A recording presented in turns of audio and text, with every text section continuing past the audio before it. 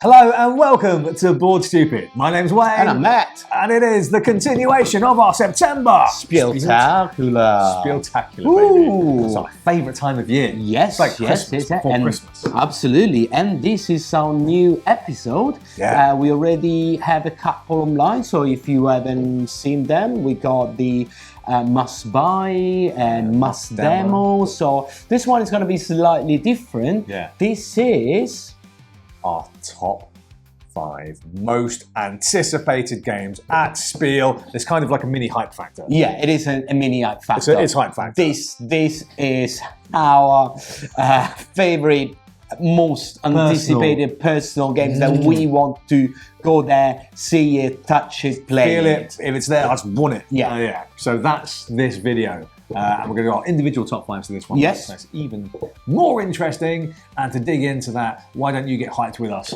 And hit the subscribe button. Absolutely. Come on. Hit the hype subscribe button. Yeah, and get hyped with us. Hit it. Hit it. Right, let's start this episode. Let's do it. Rolling dice, feeling nice. Cardboard dreams and game schemes. Click subscribe, it's a vibe. Board Stupid's all we need. Board Stupid, game reviews for you and me. Board Stupid, here's what you should play and see.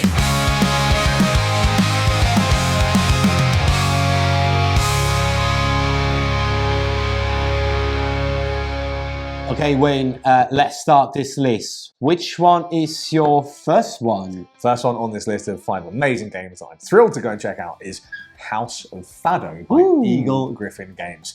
As you know, Matt, I've been a big fan of this very recent, I think, exploration into music themes. Yes, there's been quite a lot recently, and we are a fan, so keep doing it. Yeah. Keep doing that. And this seems really fun. I'm a big fan of Portugal as a holiday destination, so is my partner. Recently went to Lisbon and enjoyed some Fado. And in Fado restaurants, typically, once you're in there, you're in for the evening. You're in for the show. You're eating, you're drinking, you're listening to the beautiful sounds of the music, of this melancholy, beautiful guitar and some great vocals. It's a wonderful experience, very life-affirming, wonderful, beautiful experience. And this, as a game, sounds amazing. It's Vital Lacerda, so I'm immediately terrified, but at the same time, apparently one of his lighter approaches. And I'm a big fan when Mr. Lacerda decides to kind of rein it in a little bit, like in games like Escape Plan, where it's heavy, but not brain-crushingly heavy. His light is still kind of heavier than still kind of heavy. But yeah, no, absolutely, yeah. And I'm a big fan of that. So this is very exciting. It has some sort of commodity speculation as you're running your own Fado restaurant, trying to attract as much customers and increase the prestige of your restaurant. You have some open drafting. I love an open drafting game with an open market. Always love that. Always the opportunity to hate draft. A little bit of set collection, some worker placement in there as well. Aside from that, that's pretty much the bulk of it. It seems to have a heavy dice element to it as well, either dice placement or using dice as tokens. In any case, looks like a beautiful game with great art design. Eagle Gryphon do amazing productions, and it's Mr. Lacerda trying to fit into that middleweight category with a great theme. Yeah. My number 5. Yeah, definitely. Matt, what's your number 5? My number 5, you mentioned Portugal, the one before. Yes. I'm talking about the new game from Michael Kinsley that is famous from Azul. That is very Portuguese. Portuguese inspired, this time, it moved from Portugal, it moved to Paris, and we're talking about Intarsia. Ooh, very nice. So Intarsia is a game based on the wooden carving of the parquet floors. So to create these beautiful parquet floors with a very intricate wooden carving design. And basically in the game, you are gonna be one of these artists trying to create the most beautiful Intarsia piece for the floors. And this game, it reminds me a lot about Azul in terms of like looking at the board and I don't know, maybe the colors or the circular pieces as well. But in this case, you will have wooden pieces that you will have to basically not stuck together, but just like combined together and putting create them patterns, together right? to create a pattern. Now, a lot speculation on the internet is people say that this is going to be the new Azul. And since Azul is one of my favorite games, well, let's have a look at this. I'm really curious. It looks beautiful. It looks really, really interesting. Looks like one of those mid game that intermediate games. And it's something that if we got half of the things that people are saying on the internet, we're in for a treat, guys, because this is going to be really, really good. Looks beautiful. Intarsia. Okay, Wayne, next one. Let's go. What do you got? I have Mutagen by Dranda Games, and this is set in a new kind of biopunk universe. Yes. I love that kind of vibe, man. Yeah, it's super cool. Looks pretty cool. Yes. So I love that idea. This is a game that utilizes worker placement. It does what I really love, where you have different types of workers. Yes. And they will activate in different ways depending on where they're placed and then what the ability of the specific worker is. So you've got different workers, 4 workers in fact, that react differently depending on where they go.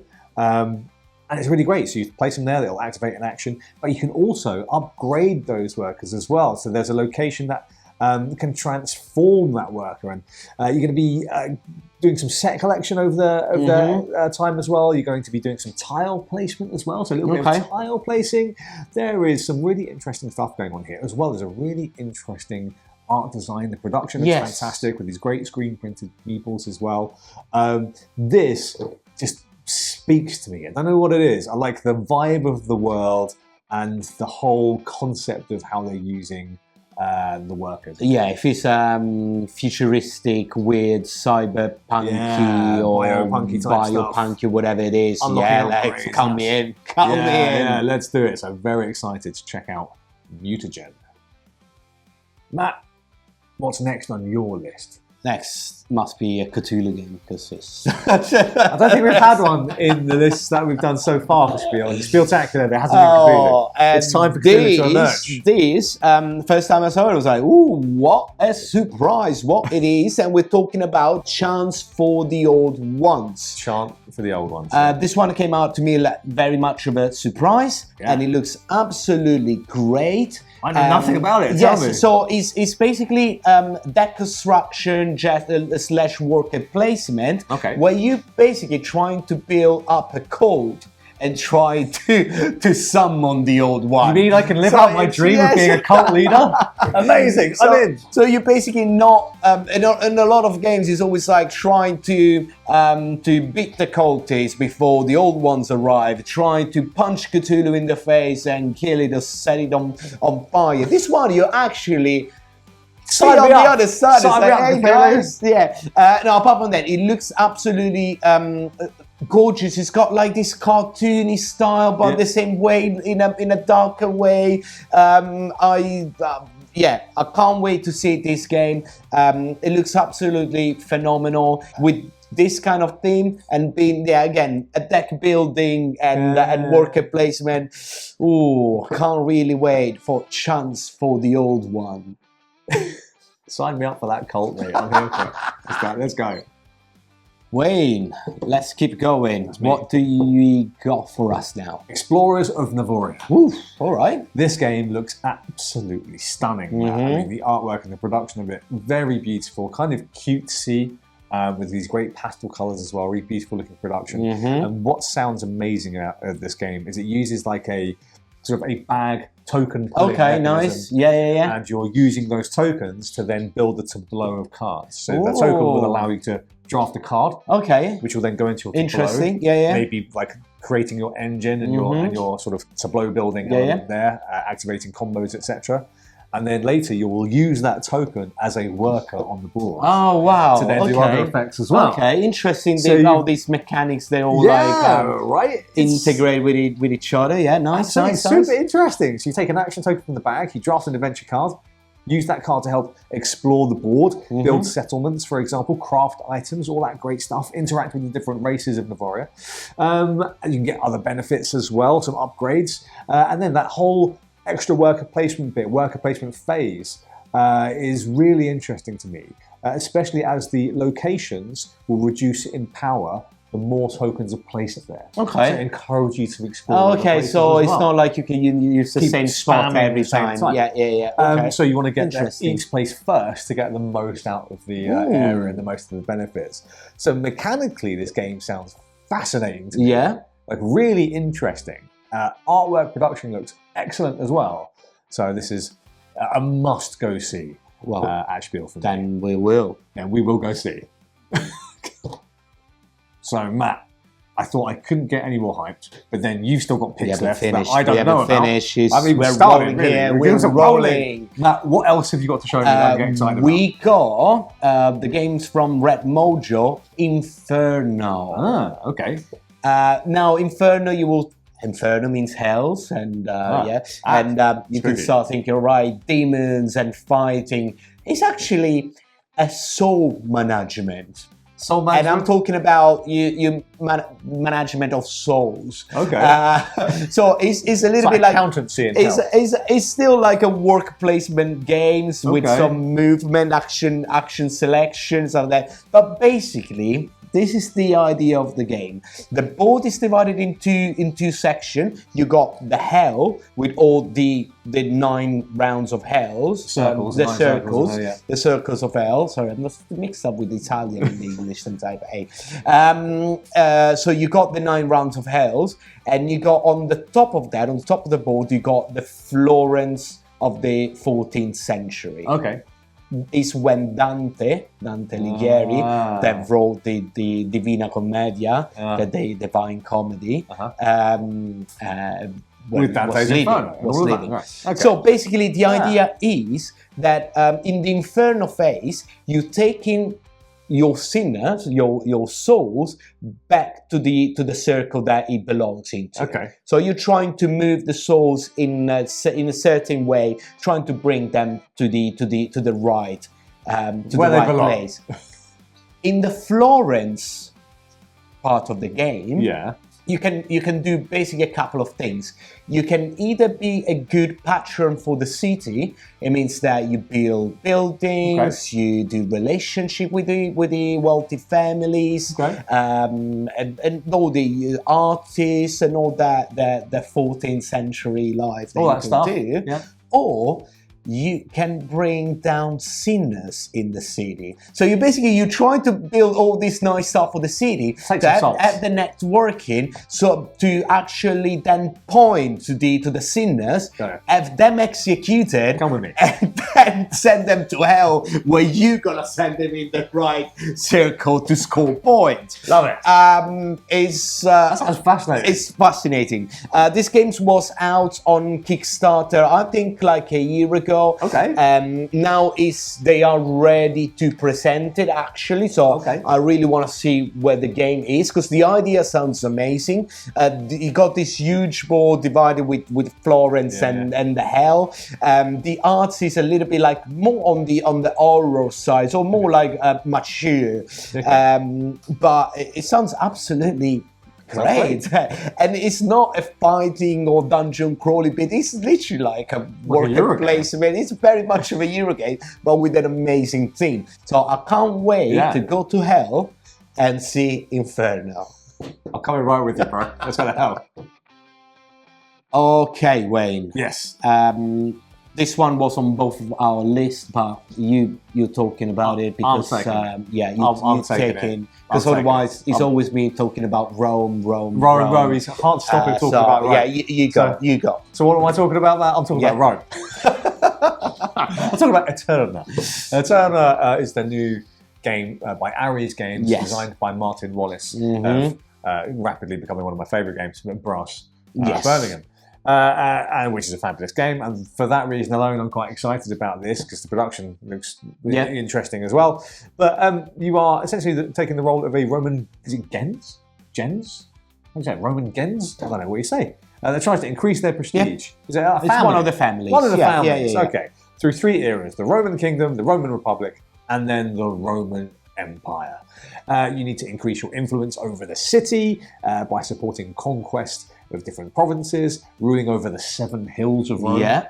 Okay, are there 7 hills in Rome? 7 hills, yes. Apparently the 7 hills. Contributing to the construction of different monuments and buildings, and in doing that, You're not allowed to demotivate the people in the hills under your control because they'll have unrest. Yeah, and that could put your and they'll rule probably kill you. they'll possibly put your rule in a bad light. So you've got to manage majorities, various cards, manage your resources, and then your family will then be remembered in history. Yeah, which is in the theme of the game. Yeah, it is absolutely. It looks very wide. Yes, nice wide game. And it gives me a little bit of a feel. Is it gonna be Brass of Rome? Maybe. And it's not a bad thing. That's not a bad thing. It sounds like that you got a more like there's a political side of it, so it's not a root build. There's no root building. There's no rooting. It's more about the area majority, I think, which is actually quite exciting. Yeah, exactly. Yeah, it looks tremendously good. So absolutely. We saw a little bit of a preview at UKG a few months ago.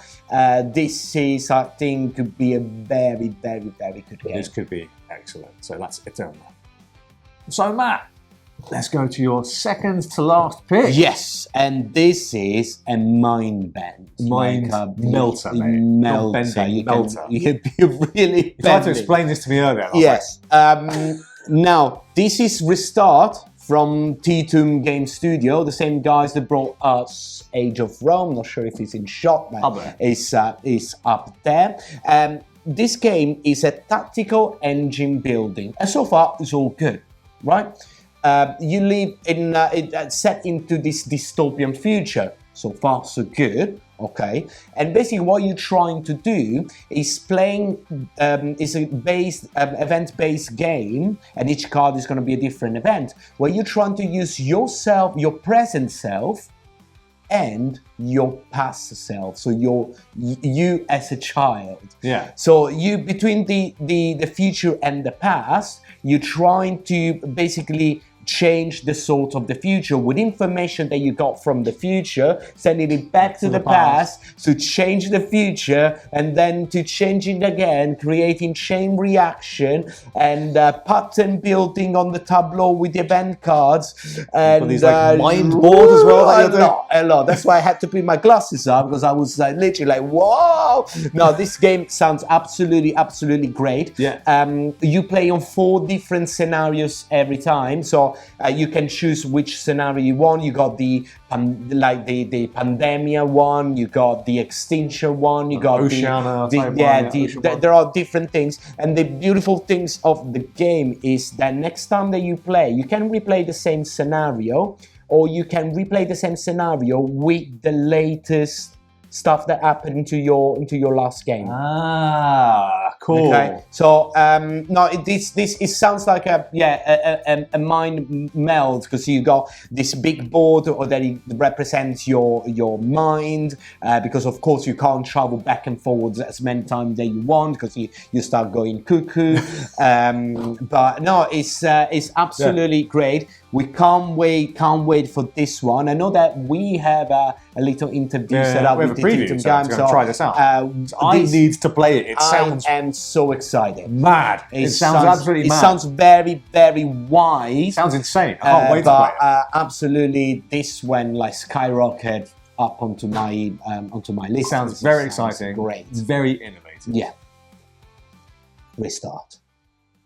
Okay, Wayne, after my mind meld, what you got for us? Well, of course, I have to go with another beautiful looking midweight Euro game, because that's the kind of thing that I like. That's what it is. That's what I do.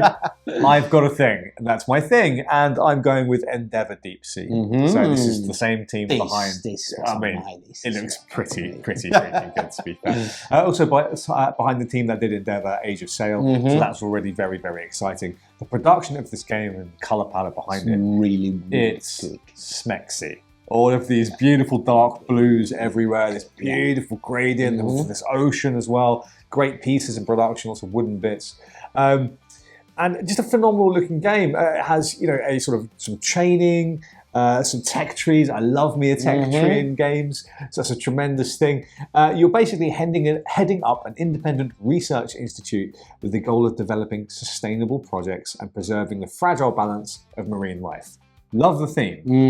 Theme already. It's very good. Super cool. As we saw it, there is a lot of this like environmental good stuff. Love that. Keep that up. And through the game, you're going to be recruiting different experts and using their abilities to explore different locations, researching new dive holes, publishing those critical ecological papers that you're going to need to be doing, and launching new conservation efforts. So big fan of the whole concept of themed gameplay interaction there, where they're utilizing those sort of Euro-style mechanisms to then make the theme come alive. I always love it when games do that. You need to expand your expertise, develop a team, learn as much as possible about the sea. So this is just a beautiful, beautiful looking game. Again, the same creative team behind Age of Sail, which is another excellent and critically acclaimed game, with a beautiful design. I can't wait to play this game. I am so excited to try it. Absolutely. This looks really, really good. And Endeavour Deep Sea. So Matt, as we come to a close with your final pick for this mini episode of the Hype Factor, or otherwise Spieltacular. There's a lot of hype. There's a lot of hype. So may as well be my number one is Avalon, the Riven Veil, by the guys who brought us Outsworn a couple of years ago now, so Shadowborn Games. This game looks absolutely magnificent because of a few things. First of all, it's in Arthurian legend theme world. Love that. And that is already for me is a number one very, very good team. Second is an area majority, area control game. Cool. Love that. Big tick. And it's got some fantastic minis. Of course it has. Of course it has. And it's like this big and some like of the dragons. most beautiful minis I've ever seen, to be honest. But the game itself sounds really, really good. Again, we had a behind the scene interview preview with Shadowborn Games back at UKG, where they show us the games, how it works, and what it is. So basically, it's this very, very interesting takes on area control. You got this massive circular board that your army is going to explore. But once you explore, everything is covered by the mist, the fog, the mist of war, whatever you want to call it. And every time you move in a new territory, you will flip the tile where the fog was, and you're gonna find out what is in those territories. It could be that you find a relic, or you find a piece of Excalibur, or you might find a giant dragon that you will have to tame to try to fight for you. Nice. So in all of this, now it sounds really, really, really good. Give me a little bit of Sigladis, but in a very different ways. Again, this one, the tiles every time they're gonna change, so you will never know what's behind the mist. So you got this modularity on this circular board that is really, really interesting. You basically, at the end of the day, if you're a good guy, trying to retrieve the body of King Arthur and see if he's still alive, because this is post Arthur presumed death. Yeah. So, but it looks absolutely fantastic. 2 to 4 player, sounds like more on the heavier side, but it looks absolutely magnificent. It's gonna come out on Kickstarter toward the end of the year. So this time at Spiel, we're gonna sit down there and touch it and play it. And oh my god, I cannot wait for this one. I'm so excited. Love it. For this one, guys, is gonna be good. Let's go to the outro before the hype takes over. So Matt, that was our top 5 most anticipated games for Spiel. And there is so much to see. Too many games. How are we going to do it? Too many games. Biggest one ever. Yeah, but we literally, to make this list, now this is the 3rd or 4th episode we're doing about Spiel. It's just like, it's like every day there are new games coming out. There are some games that didn't make this list that I can't wait. Something like, I don't know, Western Legend Stories. That just like, I'm dying to see about that game. The list is it's just like, the list is just like it's so long. I mean, there's so much. Magic Mix Tower. They're like big and small. There are so many games that we can't wait to play. It's a phenomenal time, and this is going to be the biggest Spiel, I think, possibly ever. If projections are to be believed. And I'm not kidding when I said we did literally 2 weeks of research. Yeah, and it's still hundreds of games to see what they were like in order to create this stuff for you. But hopefully you're enjoying it. But these games are some special picks that me and Matt chose that we're very, very excited about. Absolutely. And don't forget to hit the subscribe button first of all. Yes, do that. That's the first thing. Then check the rest of the content, hit the likes, leave a comment down below which one are the games that you're mostly excited for. Again, each one will have a different top 5, so let us know down in the comment. Please. And if you see us at Spiel, say hi, come and collect some giveaways that we got for you. A little token for you guys if you follow us and you're part of the Board Stupid family. And yeah, what else? Catch you again real soon, maybe at Spiel. Ciao. Board Stupid, here's what you should play and see.